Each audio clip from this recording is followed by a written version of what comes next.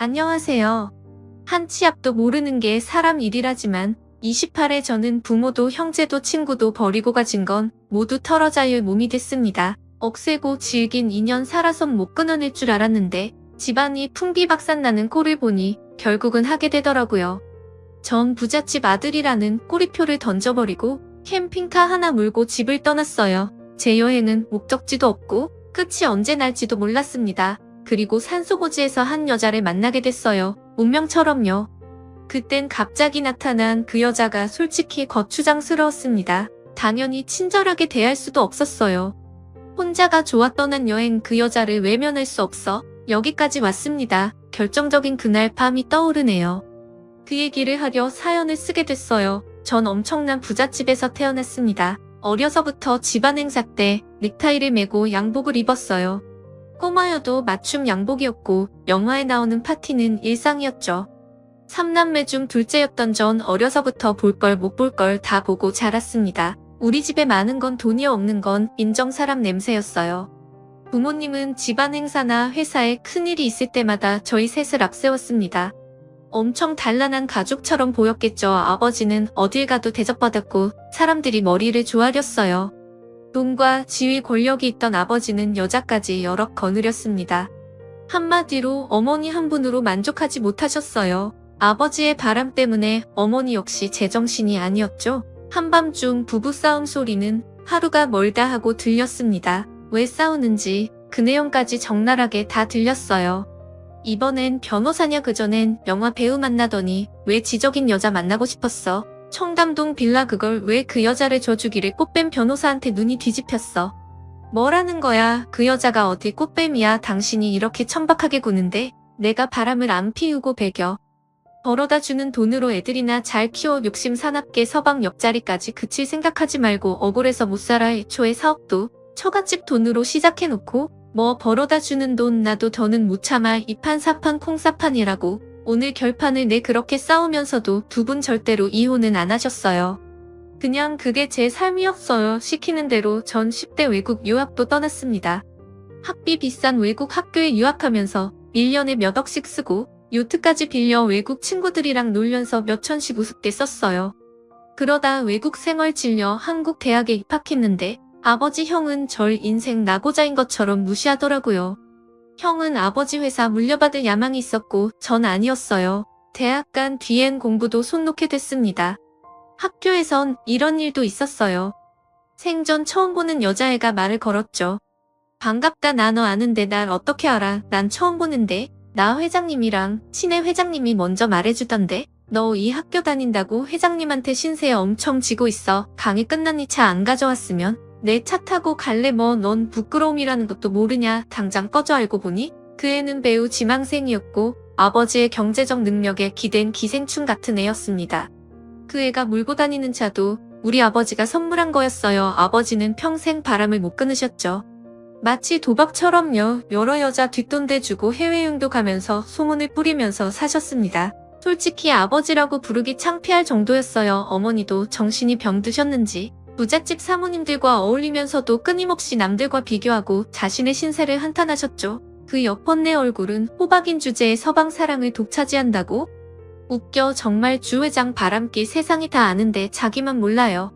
멍청하게 돈 있는 남자 바람 안 피우는 남자가 어디 있다고. 어머니 이제 말씀 좀 가려하세요. 우리도 다 컸는데 막내가 불편해서 밥도 못 먹잖아요. 형은 겉으로는 착한 척하지만 실상은 달랐습니다. 앞에서는 고분고분 부모님 말씀 잘 듣는 척했지만 뒤로는 아버지 재산 빼내려고 잠 멀리 굴리는 남봉꾼이었어요. 바람도 신나게 피우고요. 아버지 피 그대로 물려받았다고 어머니 속상해하셨습니다. 정신병자뿐인 우리 집에서 전 여동생과 있을 때 가장 편했어요. 동생 초윤희는 어릴 때 당한 교통사고 후유증으로 휠체어에 의지해 살아가고 있었죠. 부모님이 미국에서 살라는 걸 절대 집을 떠날 수 없다고 해서 무산됐고요. 대신 온실 속 공주님처럼 자라 순수하고 착했습니다. 눈물도 웃음도 많고 동화에서 나올 법한 사랑을 꿈꾸는 애였어요. 그런 초윤희마저 잃었다면 믿어지시나요? 동생은 돈 때문에 불행한 결혼을 하고 원통하게 생을 마감했습니다. 여동생은 제 후배랑 결혼했어요. 건실한 기업의 막내였고 저는 매제를 착한 사람이라고 생각했죠. 이 바닥에서 보기 드물게 순수하다고요. 하지만 그게 다 연극이었어요. 매제는 우리 집 돈을 보고 결혼했고 따로 살림까지 차린 여자가 있었습니다. 그걸 감쪽같이 속일 만큼 매제는 속이 시커먼 인물이었고 눈치채지 못했죠. 소문도 나지 않을 만큼 단속을 했더라고요. 초윤이 몸 불편한 거 전혀 개의치 않는다고 하면서 1년 동안 얼마나 정성을 들였는지 몰라요. 하지만 결혼 6개월 뒤 초윤희가 절 붙잡고 펑펑 울었습니다. 신혼집은 참기름 냄새는커녕 썰렁하게 짝이 없었어요. 동생 혼자 6개월을 독수 공방하고 있었던 거였죠. 매제는 인간 쓰레기였습니다. 초윤희를 좋아하는 척하며 결혼해서 후계자 구도 굳힌 뒤에 본색을 드러낸 거였죠. 다른 여자랑 살림을 차리고 거기서 살다시피 한다는 거였어요. 심지어 아들, 딸까지도 없고요. 동생은 그 사실을 최근에 알게 됐는데 매제는 적반하장으로 나왔대요. 더 억울한 건 인자한 척 연기했던 시부모의 이중성이었어요. 남자가 씨 뿌린 걸 어떻게 되돌리냐고. 첩이 낳은 자식이라 할지라도 씨는 아드씨야. 너는 자식 욕심 내지 말라고 하더랍니다. 오빠 그 사람 그 여자 사랑한대. 나보고 알아도 모른 척하고 입 다물고 살래. 나한테 그러더라. 자기한테 뭘 더 해줄 수 있냐고. 주제 파악하고 괜히 질투 같은 거 하지 말고 가만히 있으라는데. 경태씨 이런 사람인 줄 알았으면 나 결혼 안 했어. 여기가 내 가슴이 너무 아파. 내가 이 자식 요절을 냈고요. 가만 안 둘 거라고. 안 돼. 오빠 일로 집안 시끄럽게 하면 이혼한다고 그랬어. 나 아직 결정 못 내렸어. 엄마 아빠 뭐라고 하실지 그것도 두렵고 이혼할지 말지는 조금 더 있다가 결정할게. 그러니까 기다려줘. 저는 피눈물을 삼키며 그 집을 나와야 했습니다. 그리고 며칠 후 일이 벌어졌어요. 초윤희가 집에서 숨졌다는 소식이었습니다. 여동생은 엘리베이터가 있는 주택에서 살았는데 2층 베란다에서 휠체어와 함께 떨어졌다는 거였어요. 이것도 추정이었습니다. 목격자도 CCTV에 잡힌 장면도 없었어요. 동생이 발견된 건 다음날 아침이었죠. 어마어마한 분노와 죄책감이 몰려들었죠. 좀 더 힘을 줄걸. 한 번이라도 더 만나 얘기할 걸. 하지만 뒤늦은 후회였어요. 장례식장의 매제와 그 가족들은 코빼기도 안 비쳤습니다. 여동생이 죽은 뒤 한때 매제라고 불렀던 그 인간은 첩으로 두던 여자와 정식 결혼을 했다고 들었어요. 꼭 동생이 죽길 기다렸던 것처럼 일이 착착 진행됐죠. 그 집에서는 초윤희 물건을 싹 다 우리 집에 보냈고 전 황망함에 넋을 잃었어요. 술로 힘든 날을 버티는데 집이 꼭 감옥처럼 느껴졌습니다. 더 이상은 버틸 수가 없었죠. 그 길로 집을 나왔습니다. 갖고 있는 돈 다 챙기고 팔 수 있는 건 다 팔았어요. 대부분 명품이라 중고로도 꽤 큰 돈이었고 전 그걸로 캠핑카를 구했습니다. 한 군데 붙박이로 사는 건 질려버렸고 네 발 달린 집 끌고 다니며 나는 듯 살아볼 계획이었어요. 두려울 것도 겁날 것도 없었습니다. 가족들과 살다간 나까지 돌아버릴 것 같았으니까요. 휴양지 많았지만 전 그런 곳을 일부러 피해 다녔고 사람 없는 오지에서만 차를 세웠습니다. 사람한테 완전히 질려 라디오조차 듣지 않다가 생활비를 벌기 위해 작은 일을 시작했어요. 마케팅 공부를 했던 경험을 살려 블로그로 업체나 물건 홍보해주는 일을 하며 생활비를 벌었습니다. 전과 같은 생활이었다면 택도 없는 수입이었지만 캠핑카에서 살며 저 혼자 먹고 살기엔 괜찮은 돈이었어요. 최소한의 일을 해서 기름값 벌고 식재료 사서 먹고 살았죠. 인적 드문 곳에 앉아 물소리, 새소리, 바람소리 듣고 있으면 하루가 금방 갔어요. 혼자 사니 거칠 게 없었고 자연의 품이 넉넉했습니다. 추윤이 부르며 목 놓아 울어도 보고 냉기가 뱃속까지 스며드는 개울물에 몸을 담그기도 하면서 과거를 싹 다 잊으려 했습니다. 사계절을 오롯이 느끼며 전국 각지를 돌면서 1년이 넘어가고 있었고 그 일이 벌어졌어요. 불빛 하나 없는 오지에서 한 번도 무섭다는 생각을 안 했는데 이번엔 정말 오줌을 쌀 뻔했습니다. 그날도 여기저기 떠돌다 산속오지까지 가게 됐어요. 주변에 민가도 한 집 없는 곳이었죠. 산에 오르기 전 딱 하나 있는 슈퍼에 잠깐 들렀을 때 한 어르신이 저를 말렸습니다. 설마 산 꼭대기까지 올라갈 거냐고 물으시더라고요. 그럴 거라고 했더니 말리시는 거였죠. 2개의 봉우리가 있는데 터가 안 좋은 곳으로 잘못 들면 내려오지도 못하고 몇 날 며칠 산을 헤매게 된다는 거였습니다. 전 알겠다고 대답하고 느낌대로 또 차를 몰아 올라갔어요. 하룻밤 잘 곳을 정했을 때 이미 해가 지려고 해서 얼른 밥을 해 먹고 개울가에 씻으러 갔죠. 그날은 땀을 좀 흘려 차디찬 물에 냉수 목욕을 했습니다. 씻고 돌아가려는데 청설모 한 마리가 제 어깨에 쪼르르 올라오는 게 아니겠어요. 드문 일이라 신기하고 귀여워서 가만히 있었더니 이 녀석이 고개를 갸우뚱거리면서 꼭 집에서 키우는 동물처럼 절 빤히 쳐다보는 거였습니다. 뭐 줄 게 없을까 하다가 아침 바지 주머니에 견과류 봉지가 있었어요. 아몬드 몇 개가 남아있어 줘봤더니 좋아하더라고요. 이 녀석 참 신기하네. 너 사람 안 무서워하는구나. 까만 청설모는 입이 터져라 아몬드를 집어넣더니 땅으로 내려가 또 절 빤히 쳐다보네요. 더 없으니까 집으로 가. 나도 이제 가야겠다. 캠핑카에 도착했을 땐 이미 해가 넘어간 뒤였어요. 깊은 산속이라 칠흑 같은 어둠이었죠. 별 보며 잠들 생각을 하며 캠핑카에 들어간 순간 전 졸도 하는 줄 알았습니다. 웬 여자가 캠핑카 침대에서 자고 있었어요. 문 쪽으로 등을 돌리고 누워 있었는데 머리가 엄청 길었고 또 희한한 차림이었죠. 귀신이야. 급하게 돌아 나오려는데 테이블 위에 빈 봉지들이 보였어요. 귀신이 과자고 빵이고 먹어 치울 리 없잖아요. 내일 먹으려고 남겨둔 김치 볶음밥까지 싹싹 긁어 먹었더라고요. 차 안엔 흙냄새 땀냄새가 진동했습니다. 사방이 발자국 손자국이었고요. 전 이상하다 싶어 그 여자를 지켜보기로 했습니다. 여잔 조용히 코까지 골기 시작했어요. 모르긴 해도 무척 고단한 것 같았습니다. 그래도 이런 깊은 산속에서 사람을 만나다니. 게다가 맨발 흙투성이로 여기까지 왔다는 게 믿기지 않았어요. 튼 대로변에서 이곳까지 들어오는 3시간 동안 사람은 코빼기도 안 보였었거든요. 뭐야 이 사람이야 귀신이야 진짜 미치겠네. 얼굴이 안 보여 답답했죠. 그런데 여자가 갑자기 끙끙 앓는 소리를 내며 몸을 돌렸어요. 저도 모르게 괴성이 튀어나왔습니다. 뭐야 당신. 얼굴이 엉망이었어요. 얼마나 맞았는지 퉁퉁 부어올랐고 시퍼렁멍에 피딱지의 긴 머리는 헝클어져 산발이었어요. 보고 있는 제가 아플 지경으로. 여자 얼굴은 최악이었죠. 제가 지르는 소리에 여자가 놀라 벌떡 일어났습니다. 무릎을 감싸 안더니 구석으로 몸을 웅크리고 숨더라고요. 모습이 너무 처참했습니다. 저도 모르게 경찰 부르자는 소리가 나왔어요. 사람 맞죠? 얼굴 왜 이래요? 이봐요 말은 할 줄 알아요?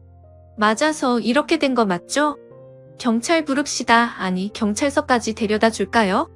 누가 이랬어요. 그랬더니 그 여자 제 바지 따랑이를 붙잡고 이러는 게 아니겠어요. 살려주세요. 저 좀 살려주세요. 경찰은 안 돼요. 부르면 잡혀가요. 이 차 움직여요? 저 좀 아무데나 데려가 주세요. 아주 멀리 어디로든 상관없어요. 제발요. 갑자기 왜 이러세요? 무슨 일인지 알아야 할 거 아니에요. 그러더니 갑자기 여자가 위도 단추를 푸는 게 아니겠어요. 눈빛이 제정신이 아니었고 엄청나게 떨고 있었습니다. 원하면 하룻밤 같이 보낼 수도 있어요. 그런 걸 바라는 거예요. 아무래도 좋으니까. 제발 여기서 도망칠 수 있게 도와달라고요. 전 기겁하고 여자를 뿌리치며 말했죠. 이럴 거면 내려요. 나 그런 사람 아니라고요. 어디서 그런 말을 빨리 내려요. 당장 경찰 무서워하는 거 보니까 죄졌네. 하필 이런 여자가 재수없게 빨리 안 나가요. 여자는 눈이 커지더니 손을 싹싹 빌기 시작했습니다. 그 퉁퉁 부은 얼굴에 닭똥 같은 눈물을 흘리면서 애원했어요. 저 그런 여자 아니에요. 너무 간절해서 그랬어요. 이 불 끄면 안 돼요? 그 사람들이 쫓아올까봐 무서워요. 제발 여길 떠나주세요. 네? 부탁입니다. 여자는 애초로울 정도로 사정을 했고 전 갈등했습니다. 복잡한 일에 휘말리기 싫었거든요. 이 여자를 내쫓으면 간단한 일인데 어쩐지 그러기가 어려웠어요. 전 몇 가지 확인을 했습니다. 당신 죄졌냐? 혹시 경찰에 잡힐 만한 짓 한 거 아니냐 물었더니 절대로 그런 게 아니래요. 억울하게 붙잡혀 맞아 죽을까봐 그런 거라고 믿어달라고 하더라고요. 일단 여기서 벗어나게 해주면 사정을 다 말하겠다고 어떻게 하면 믿어주겠냐고 울어서 더는 망설일 수 없었습니다. 전 알았다고 여기서 벗어나게는 해주겠는데 대륙변에 버스 정류장이 나오면 거기서 내려야 한다고 약속을 받고 차를 움직이기 시작했습니다. 칠흑 같은 어두운 밤길 찾기도 어려웠지만 어쩔 수가 없었어요. 여자는 울퉁불퉁한 산길을 내려가는 동안 찍소리도 안 하고 불안해했죠. 얼마나 달렸을까요? 서서히 여명이 밝아오기 시작했습니다. 자정쯤 산속을 나와 몇 시간 동안 비포장 도로를 달려 산길을 내려왔으니 그곳으로 끝끝만을 떠난 거였어요. 뒤를 돌아보니 여자도 꾸벅꾸벅 졸고 있더라고요. 한숨이 나왔습니다. 어째 처음 봤을 때보다 얼굴이 더 부어오른 것 같았어요. 멀찍이 버스 정류장 표시를 보였고 전 차를 세웠죠. 이봐요 내려요. 버스 정류장이라고요. 네? 아저씨 여기가 어디예요? 모르겠어요. 나도 처음 온 곳이라 버스 정류장 앞에 동네 이름 있을 건데 그거 보고 갈 길 가요. 차비는 있어요? 아니요, 아무것도 없어요. 여자는 입술을 깨물며 울고 있었어요. 왜 우냐고 물었더니 어딜 가야 할지 모르겠다고 하더라고요. 몇 살이냐, 그제야 나이를 물었고 24시라는 대답을 들었죠. 전 2만 원을 주면서 잘 가라고 했어요. 여자는 쭈뼛거리며 캠핑카에서 내렸습니다. 해가 뜨는 그 시각, 먼지 풀풀 날리는 시골 버스 정류장엔 그 여자뿐이었습니다. 멀리서 봐도 정말 못 볼 꼴이었어요. 낡은 셔츠와 고쟁이 흙물이 들어있었고 멍투성이 얼굴을 하고 불안한 얼굴로 두리번거리고 있었죠. 제정신이긴 한 건지 전 자리를 뜰 수 없었습니다. 버스 타는 것까지 보고 가려고 했는데 30분이 지나도록 버스 한 대도 지나가지 않았죠. 결국 전 다시 그 여자 앞으로 차를 몰았습니다. 다시 타요. 못 봐주겠으니까. 아이 사람 꼴을 하고 있어야 말이지. 그래도 돼요? 안 느끼면 그냥 가고요. 여자는 눈물을 닦더니 냉큼 차에 오르더라고요. 전 두 말 없이 가까운 휴게소로 향했습니다. 주차장에 차를 세워놓고 그 여자한테 제 옷을 던져줬어요. 갈아입으라고 하고 나와서 우유와 호두과자를 샀죠. 그러고 있는데 문득 죽은 동생이 떠올랐습니다. 저보다 4살 어린 그 여자 꼭 초연이 같았어요. 그래서 내버려 두지 못했던 것 같아요. 여자는 허겁지겁 호두과자 한 봉지를 다 먹어치웠습니다. 빌걸스럽게 먹어 캐커크거리고 우유도 한꺼번에 다 마시려고 하고 난리였어요. 천천히 좀 먹으라고 안 뺏어 먹는다고 해도 소용없었죠. 추측하기로는 아마 거기서 제대로 먹지도 못했던 것 같더라고요. 오랫동안 굶은 것 같았습니다. 퉁퉁 부어 작아진 눈이 얼마나 울었는지 벌겋게 충혈돼 있었고 한쪽 눈은 실핏줄이 터져 있었죠. 속으로 욕이 나왔어요. 사람을 얼마나 괴롭혔으면 이렇게 된 건지 속상했습니다. 전 말없이 차를 몰기 시작했어요. 지난밤 발견된 그곳으로부터 무조건 멀리 달리기 시작했죠. 서너 시간 뒤, 전 캠핑카를 바다가 보이는 소나무 숲 안쪽에 세웠습니다. 여자가 제 눈치를 보더라고요. 캠핑카에서 내쫓길 줄 알았던 것 같습니다. 좀 망설이다 물었어요. 어떻게 해야 할지 모르겠어서 다시 묻는데 경찰에 신고해줘요. 경찰서로 갈까요? 아니, 안 돼요. 절대로 안 돼요. 경찰은 안 돼요. 살려주세요. 아저씨, 알았어요. 무슨 말인지 알았으니까 침착해요. 그럼 어떻게 된 건지 그 이유나 들어봅시다. 그 오밤중에 그 산에 왜 있었던 거예요? 여자는 망설이다 어렵게 말을 꺼냈습니다. 어젯밤 거기서 산 하나 넘으면 마을이 하나 있어요. 주변이 다 산이고 그 안에 폭 들어간 곳이에요.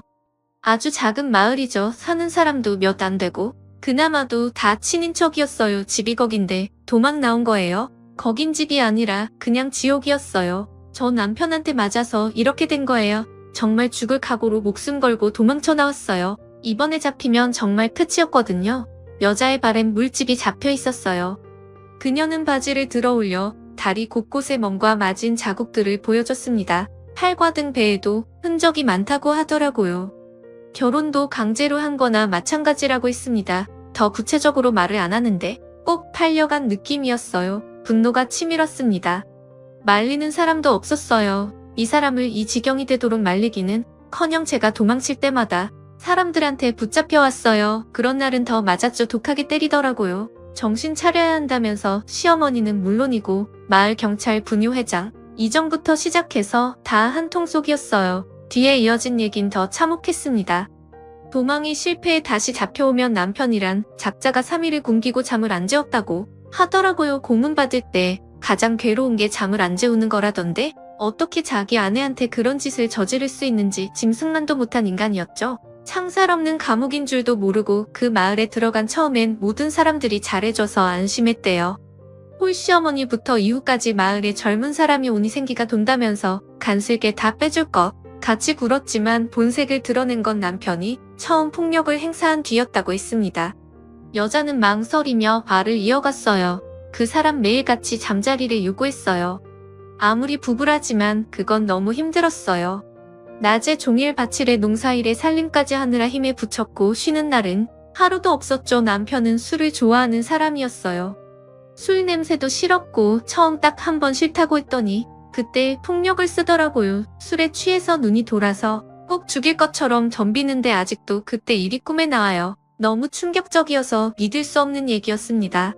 이 여자 뼈밖에 없었어요. 한 줌도 안 될 것 같은 팔목과 허리에 마른 체격이었죠. 남자의 폭력 누구라도 감당할 수 없겠지만 눈앞의 여자에겐 더 고통스러웠을 거란 생각이 들었습니다. 게다가 남편의 폭력 속에 아이를 잃었다고 하더라고요. 차라리 잘된 일 아니냐는 여자의 목소리엔 슬픔과 괴로움이 묻어 있었죠. 남편의 폐악질은 갈수록 더해졌고 시어머니부터 동네 사람들 모두 나중엔 여자의 고통을 당연하게 생각하고 일부러 외면했대요. 캠핑카에 숨어든 전날까지도 그런 일을 겪고 심하게 맞아 방에 기절해 있었다고 했습니다. 그런데 시어머니라는 사람이 일어나라고 발로 차더래요. 기막히게도 산남을 해오라고 속코리를 던지더랍니다. 그게 사람입니까? 초죽음된 사람 병원에 데려가야지 뭐 산나물이요? 원래 그런 분이었어요. 전 그냥 집안 가구 같은 거였고요. 필요할 때 써먹는 엉망이 된 얼굴로 제대로 걷지도 못해 엉금엉금 방을 기어나오는 며느리를 보고도 시어머니라는 여자는 이렇게 말했대요. 맞을만 하니까 맞은 거 아니냐 계집 주제에. 사내가 원하면 백날이고 천날이고 응해줘야지. 어젯밤 다 들었다. 건방진 건 넌 맞아도 싸. 난 우리 아들 여자한테 설설 기는 꼴 죽어도 못 본다. 감히 도망칠 생각 말고 딱 죽었다 생각하고 살아. 니까짓 게 어딜 가서 뭘 할 건데. 산나물이나 한솥구리 캐와 흐느끼어 울던 여자는 더는 안 되겠다고 차라리 죽는 게 낫지 여기서는 더 이상 버틸 수 없다고 생각했대요. 젖 먹던 힘까지 쥐어짜 뒷산으로 올라가는 척하면서 미친 듯이 도망을 쳤다고 했습니다. 다리가 아파 못 걸으면 네 발로 기어서 올랐대요. 그녀의 손톱 밑에는 흙이 새까맣게 껴있었고 손바닥도 다 긁힌 상처였죠. 잡히면 죽는다는 생각에 길을 쓰고 산을 넘었고 그 밤의 깊은 산골에서 제 캠핑카를 발견한 거였습니다. 사람이 있으면 어떡하나 걱정할 겨를도 없이 캠핑카에 뛰어들었고 허겁지겁 눈에 보이는 걸 먹고 잠이 든 거였어요. 저를 보자마자 도망가게 해달라고 매달렸던 거였고요. 얘기를 다 듣고 나니 해가 중천에 떠 있었습니다. 이글거리는 태양 아래서 오히려 전 한기가 돌았어요. 사람이 악해도 이렇게 악할 수가 있을까요? 때리고 괴롭혀 죽음까지 각오하게 만든 그 치들을 인간이라고 할 수 있을까요?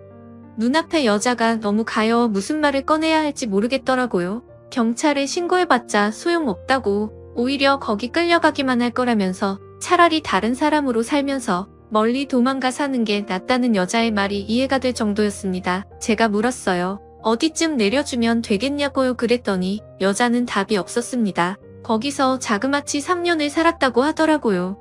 고등학교 졸업 후 대학 합격증까지 받아놨는데 학교는 가보지도 못했대요. 세상 물정을 몰라 어디서 뭐라고 살아야 할지 모른다면서 눈물을 흘렸습니다. 말 못할 고초가 많았을 그녀를 더 힘들게 하고 싶지 않았어요. 어딜 내려준다 해도 같은 일을 당하지 않을 거라는 보장이 없었으니까요. 저도 모르게 이 말이 튀어나왔죠. 그럼 당분간 캠핑카에서 지내도 괜찮겠어요. 내가 봤을 때 지금 그쪽 혼자서 못 살아요. 아이 나 나쁜 놈 아니에요. 내 여동생 같아서 그러는 거니까. 오해는 말고 당분간 여기 있어요. 약국 갔다 올게요. 먹고 싶은 거 없어요? 여자는 놀란 눈으로 보더라고요. 갑자기 목이 콱 메어왔습니다. 떡볶이 같은 거 안 좋아해요? 사다 줘요? 매운 거 잘 못 먹어요. 정말 저 여기 있어도 돼요? 고맙습니다. 아저씨 한숨 자고 있어요. 전 지갑을 챙기면서 사진 하나를 여자에게 건넸습니다. 이젠 세상에 없는 동생이라고 초연이를 소개했어요. 당신 걷어주는 거 다른 마음 없으니 마음 놓으라고 했죠. 내가 캠핑카에서 살게 된 것도 따지고 보면 이 녀석 때문이라고 하면서 동생 같은 마음으로 그러는 거니 오해 말라고 괜한 걱정 말고 몸을 추스르는 게 좋겠다고 했어요. 약국에서 멍을 바르는 약을 사고 시장이 어딘지 물어봤어요. 캠핑카로 돌아가 여자에게 모자와 선글라스 마스크를 챙겨줬습니다. 필요한 게 있을 거 아니냐고. 같이 시장에 가자고 했죠. 여자는 겁부터 먹더라고요. 전 얼굴 다 가렸으니 알아보는 사람 없을 거고 시장에선 저한테 팔짱을 끼라고 했어요. 자연스럽게 부부나 연인처럼 행세하자는 거였죠. 누가 봐도 시비 못 걸게 하려는 제 작전이었어요. 시장 앞에서는 3만 원을 주면서 필요한 걸 사라고 했어요. 제가 입구를 지키고 여자가 안에 들어가 필요한 걸 샀죠. 첫 가게에서 계산할 때 손을 벌벌 떨길래 제가 나섰어요. 돈을 주고 뭘 사본 적도 너무 오래된 탓인 것 같았습니다.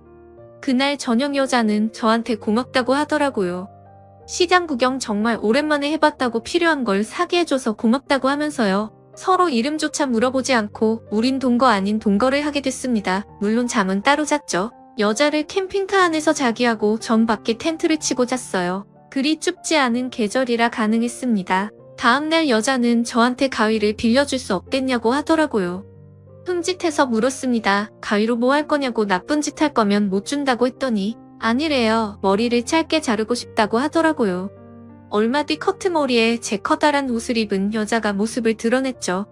고마워요. 아저씨 말끝마다 아저씨 나 그쪽보다 3살밖에 안 많아요. 수염 길러서 나이 들어 보이나. 밥 먹읍시다. 어서와요. 그래봤자 거창할 것도 없었습니다. 즉석밥 데우고 인스턴트 미역국을 데워 바닷가를 보고 나란히 앉았어요. 그 여자도 밥을 곧잘 먹더라고요. 캠핑카의 생활이 익숙해지자 여자는 저보다 일찍 일어나 아침을 준비하기 시작했죠. 작은 냄비에 밥도 해놓고 멀고 온 국도 끓여놓고요. 이런 거 안 해도 된다고 했더니 뭐라도 보답을 하고 싶다고 하는데 예의를 하는 여자 같았어요. 문득 처음 만난 밤이 떠올랐습니다. 오죽 급했으면 단추를 풀 생각까지 했을까요? 시간이 흐르며 우린 이런저런 얘기를 나누게 됐죠. 여동생 예쁘게 생겼다는데 많이 보고 싶겠어요. 캠핑 생활 시작하고 아쉬운 거 아무것도 없는데 딱 하나? 동생 납볼당에 자주 못 가보는 거. 그게 아쉬워요. 몇 살 차이예요? 2살이요. 너무 착하고 예쁘게 생겼어요. 그쪽이랑도 많이 닮았고. 동생 없어요. 여자는 고개를 저었습니다. 슬쩍 연락할 부모, 형제나 친척 없냐고 물었더니 답이 없어요. 그럴 만한 사정이 있겠거니 더는 묻지 않았죠. 시간이 흐르며 여자의 얼굴에서 붓기가 빠졌습니다. 멍도 조금씩 빠지고 본래 얼굴이 돌아오는 것 같았죠. 비쳐 어색한 사이에 얼굴반이 볼 일은 없어서 어쩌다 눈이 마주쳐도 시선을 피하곤 했는데도 인상이 참 좋더라고요. 얼굴이 원래대로 돌아오면 빼어난 미인일 것 같았습니다. 저도 여자와 함께 지내면서 면도도 하고 머리도 빗기 시작했죠. 사람을 피해 여기저기 다녔지만 누군가의 시선을 느끼면 서로 약속이나 한 듯 팔짱을 끼고 다녔어요. 그마저도 몇 번 안 되는 일이었지만 여자의 다급함이 느껴졌습니다. 아주 멀리 왔다고 안심을 시켜줘도 여자는 가끔 악몽을 꾸는지 자다가도 벌떡 일어나곤 했어요. 한번 깨면 도통 잠이 들지 못해 괴로워하는 것 같더라고요. 그때마다 전 제 얘기를 하나씩 꺼냈습니다. 10몇 살에 도망치듯 떠난 외국 유학 얘기부터 아버지의 바람, 어머니의 정서적 학대, 초연이의 억울한 죽음까지 응어리진 이야기를 하기 시작했어요. 여잔 제 얘기에 울고 웃고 놀라워했습니다. 돈이 많으면 불행한 일은 안 당하는 줄 알았대요. 바보 같은 생각이라는 거 제 얘기 듣고 알았다며 초연희 얘기에 정말 가슴 아파했습니다. 한 번은 또 외국 유학은 어떻게 하면 갈 수 있는지, 풍경은 어떤지 그런 것도 묻더라고요. 돈이 많으면 다른 건 몰라도 외국 여행은 꼭 한번 해보고 싶었어요. 그거 알아요? 백야라고 밤에도 해가 지지 않는 나라도 들어봤죠? 전 거기 꼭 가보고 싶어요. 왜요? 어려서 밤을 참 무서워했거든요. 돌아가신 엄마가 얘기를 참 많이 해줬는데 그때 알았어요. 꼭 마법 같지 않아요? 얘기를 나눠보니 그녀도 고운 심성을 가진 여자였습니다. 가짜없는 운명에 이리저리 끌려다녔어도 본래의 심성까진 다치지 않았더라고요. 그게 또 신기하고 애처로웠죠. 한 번은 갯벌 근처에서 머문 적이 있었어요. 제가 바지락을 캐서 칼국수를 끓여줬는데 너무 맛있게 먹더라고요. 그렇게 맛있냐고 물었더니 칼국수 정말 좋아한대요. 어디서 바지락 캤냐고 묻길래 저기 어디라고 알려줬죠. 다음날 잠깐 시내에 다녀왔더니 여자가 안 보였습니다. 순간 불길한 생각이 들었어요. 저기요, 어디 있어요?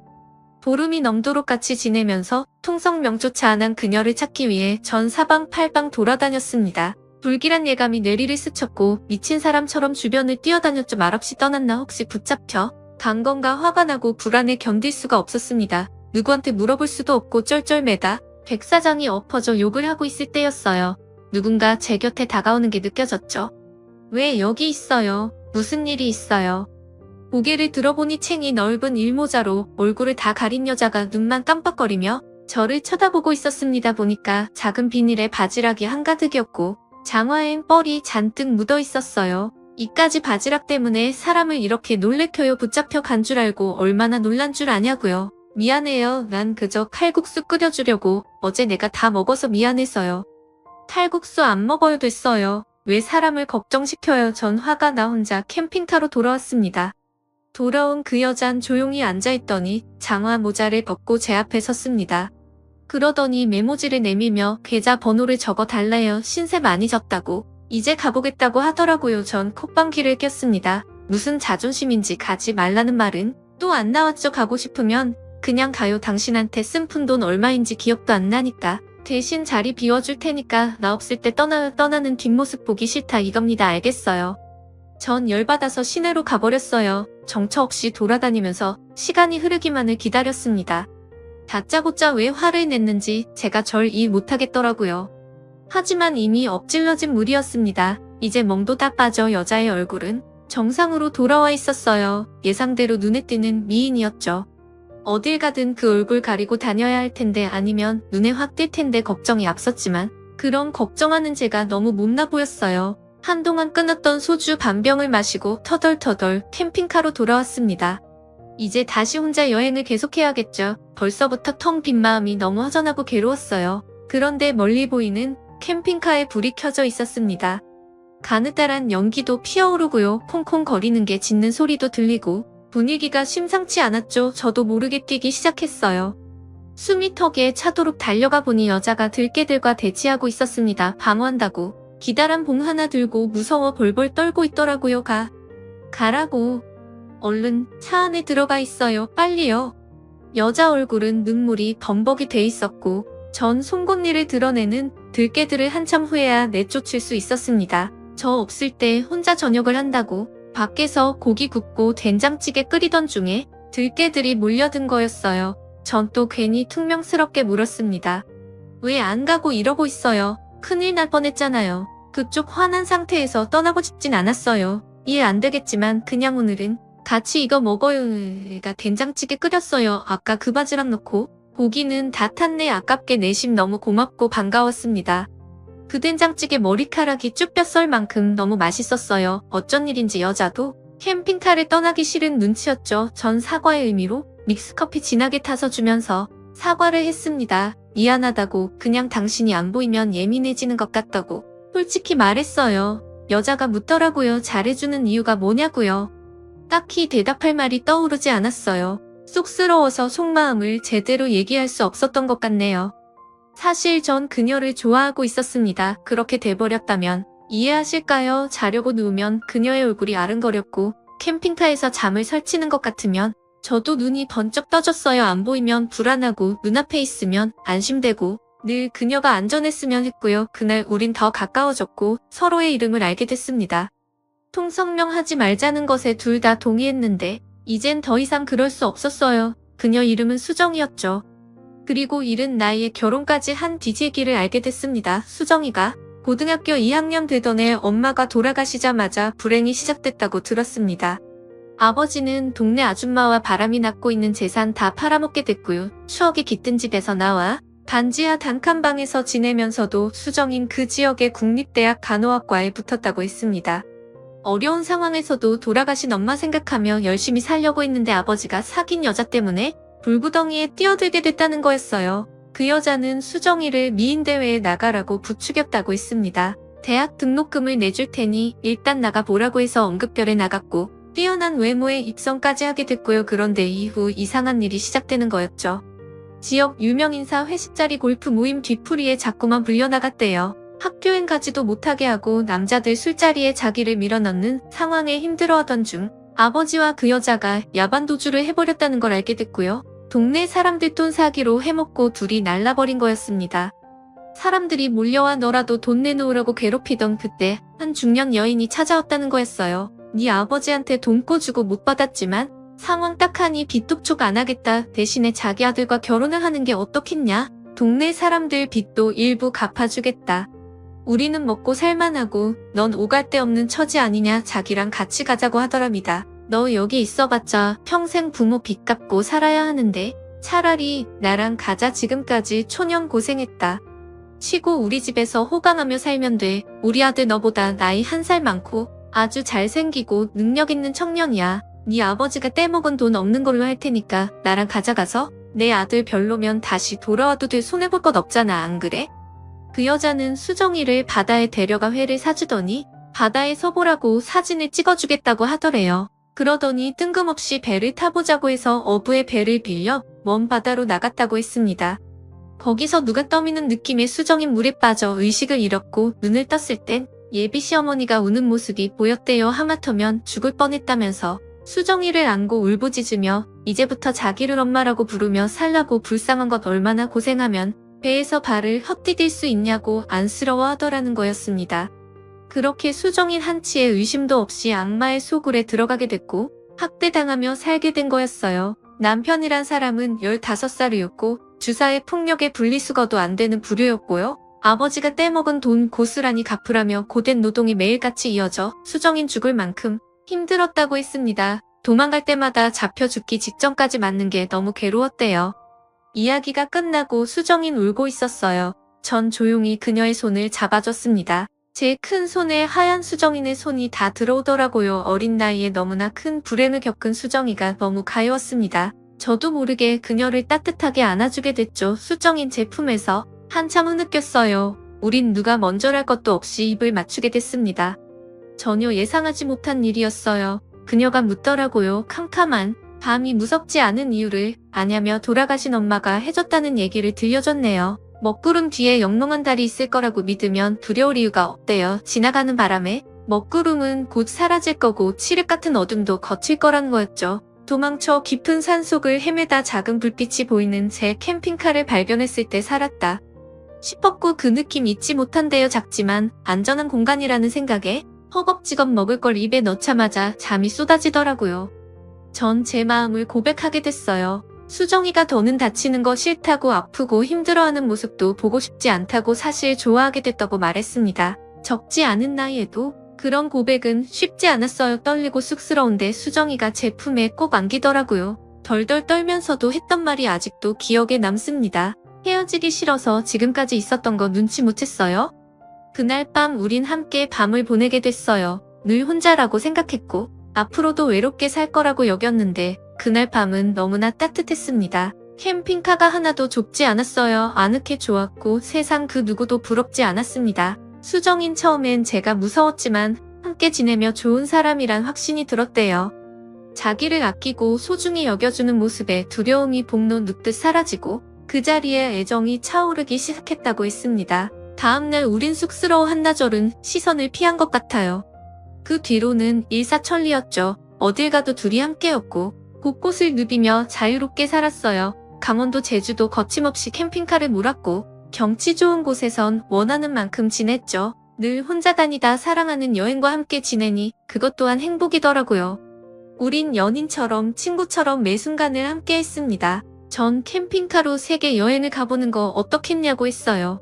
그렇게도 할 수 있냐고 수정이가 놀라더라고요. 요건을 만들어야 하는데 그게 걱정이었죠. 그런데 뜻밖의 일이 벌어졌습니다. 수정이가 임신했다는 걸 알게 된 거였어요. 평소 좋아하던 짜장라면을 끓여줬는데 냄새를 맡자마자 못 먹겠다고 하더라고요.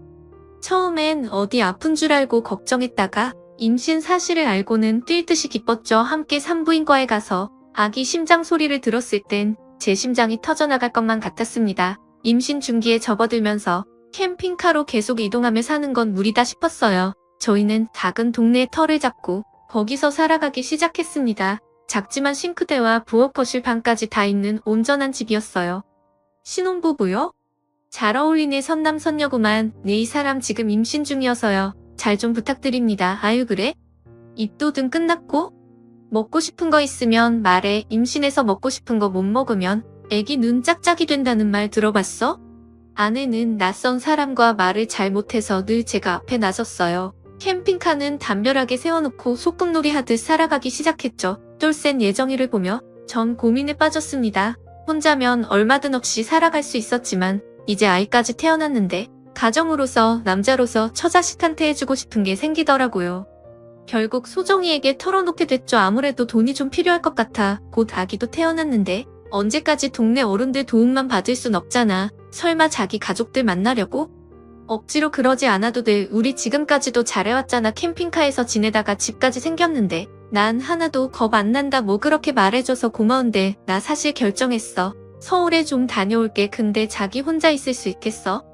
그러자 아내는 제 팔을 붙잡았습니다. 어딜 가도 함께 가겠다며 서울에 같이 가자고 하더라고요.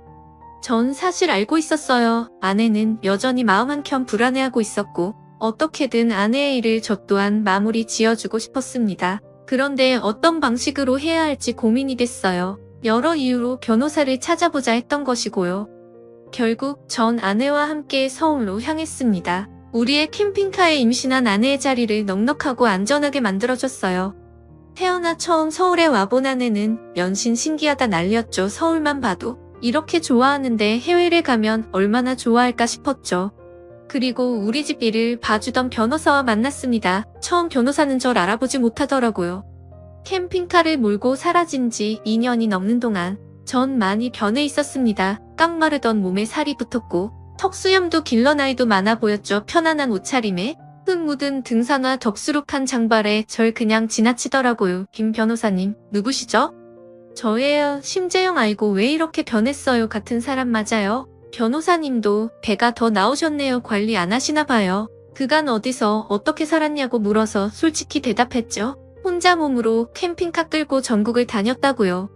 이제 세계 일주를 떠나고 싶은데 혹시 내 앞으로 된 돈이 있냐고 물었습니다. 아내 일도 물어보려던 찰나 변호사가 부모님 얘기를 꺼냈어요. 이럴 때가 아니에요. 지금 회장님 사모님 소식 모르시죠? 그리고 듣게 된 소식에 큰 충격을 받았습니다. 아버지는 이미 세상을 떠난 뒤였어요. 외국의 호텔에서 비명 행사하셨다는 소식이었죠.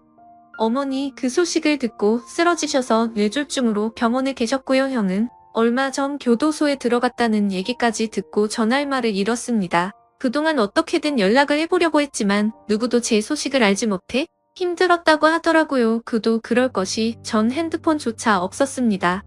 탐욕스러운 가족에게 닥친 불행은 초연히 일이 끝이 아니었던 거였어요. 임신한 아내에게 뭐라 말을 해야 할지 막막했죠. 아버지는 돌아가신 뒤고 어머니가 병원에 계시다고 했더니 아내는 저만 괜찮으면 같이 가보자고 하더라고요. 그렇게 치장하기 좋아하시던 어머니 환자복을 입고 쓸쓸히 누워 계셨습니다. 제가 임신한 아내를 보여드리니 말도 못하시고 눈물을 흘리셨어요. 전 그토록 미워했던 어머니 앞에 무릎을 꿇고 우열했어요. 2년이 넘는 동안 집안은 완전히 해체되어 있었습니다. 결국 전 아버지 회사를 물려받게 됐어요. 이미 내리막길을 걷고 있었지만 규모를 축소해 운영해 나갈 수밖에 없었죠. 전 초연이의 납골당에 혼자 찾아가 봤습니다. 사진 속 동생을 보니 눈물이 고였어요. 초연아 오빠 왔다. 그동안 잘 있었어? 새해 언니 생긴 거 알지? 뱃속의 아기도 오빠 도와줘. 초연아 나 다시 돌아오게 됐어. 회사일 준비하며 변호사와 아내의 일도 상담을 했죠. 알고 보니 아내는 사망한 사람으로 되어 있었습니다. 기가 막힌 일이었죠. 아내의 친부와 내연녀가 수정이를 그 파렴치한 모자에게 팔아넘기며 사망 신고를 한 사실이 뒤늦게 확인됐어요. 상골에 갇히기 전 바다에서 빠질 뻔한 사고를 실종사고로 위장해 신고하고 그 후 1년이 되는 시기에 사망 신고를 한 거였죠. 상골의 시모는 그렇게 수정이를 평생 가둬두려고 했던 거였습니다. 참 지독한 사람들이었어요. 하지만 주민등록번호를 다시 만드는 과정에서 아내는 다시 태어난 것 같다고 했습니다. 지난날에 나쁜 일 다 없어진 기분이라고요. 그렇게 말해주니 정말 고마웠습니다. 도박장에서 발견된 수정이의 친부는 그 후 오래 살지 못했어요. 도망자로 살면서 피폐해진 몸으로 길에서 돌아가셨다고 전해 들었죠. 자업자득인 셈이었습니다. 진작 친부와 헤어진 내원녀는 추한 몰골로 수정이 앞에서 무릎을 꿇었어요. 수많은 사기 행각으로 늦은 나이에 교도소에 갈 신세였죠. 수정아 예정을 생각해 내가 너한테 잘해줬던 것도 있잖아. 내 덕분에 너웅씨 아가씨 대회에도 나가고 좋은 일도 많았지. 너 없을 때 내가 네 아버지 많이 거두어줬다.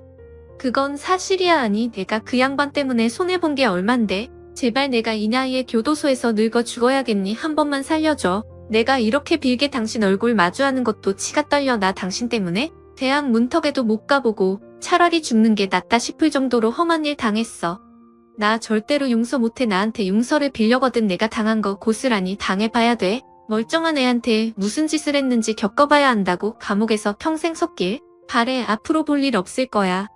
또 나쁜 짓을 일삼던 깊은 상골의 모자는 법의 심판을 받게 됐어요. 수정이가 없어지자 못된 시모는 또 다른 여자를 속여 며느리로 들였고 그 여자가 도망쳐 나와 나라에서 운영하는 쉼터로 몸을 숨긴 거였죠. 한 언론에서 그 여자의 사연을 제보받아 취재가 시작됐고 수많은 이들의 공분을 사서 모자는 결국 체포됐습니다. 그 동네 사람들도 통째로 비난을 받게 됐고요. 해먹은 일들이 하나둘 정리되는 걸 보면서 묘한 기분이 들더라고요. 세상에 영원한 건 없다는 말 실감했습니다. 차차 아내와 전 안정을 찾아갔어요. 30도 되기 전에 가정을 꾸릴 거라는 상상 한 번도 못 해봤는데 어느새 전 가장이자 남편 아빠가 되어 있었죠. 전 아내와 도시에 집을 마련하게 됐어요. 오랜 고민 끝에 내린 결정이었습니다. 아픈 유년 시절의 기억이 있는 집을 허물고 그 자리에 새 집을 올렸어요.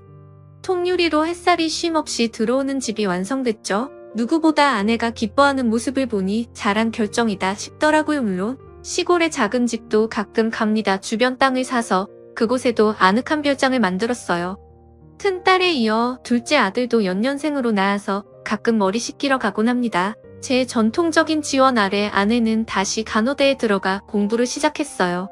학위를 따는 그 눈물겨운 노력 속에서도 아내는 너무 행복해했죠. 하고 싶던 공부였다며 좋아하는데 말릴 수도 없었습니다. 졸업하면 취직해서 월급을 받아보고 싶다는데 처음엔 그냥 하는 말인 줄 알았어요. 그런데 정말 실천을 하는 아내를 보고 놀랐습니다. 보면 볼수록 매력 있는 사람을 볼매라고 한다고 하죠. 수정이가 바로 그런 사람이었어요. 아이들 제법 큰 뒤로 내 식구는 자주 캠핑을 떠나게 되네요. 그때와는 달리 아내와 제가 교대로 차를 몰곤 합니다. 우린 캠핑 도사가 됐어요. 또 내년엔 아내가 꼭 보고 싶다던 백야를 보러 갑니다. 밤에도 해가 지지 않는 나라에 지금도 가고 싶냐고 물었더니 아내가 배시시 웃네요. 사람인 이라는 한자가 사람 둘이 서로 기대 서 있는 모양이라죠. 홀홀단신 떠난 여행에서 아내를 만나 지금껏 서로 사랑하며 사는 게 때론 여전히 꿈만 같습니다. 돈도 아끼는 가족이 있고 사람답게 사니 제대로 굴러가는 것 같아요. 참 여전히 풀리지 않는 의문이 있습니다. 개울가에서 제 팔을 타고 오른 청설모는 어디서 온 걸까요? 그 전에도 뒤에도 같은 일은 한 번도 없어 더 신기하게만 느껴지네요. 제 사연은 여기까지입니다. 긴 이야기 들어주셔서 감사합니다.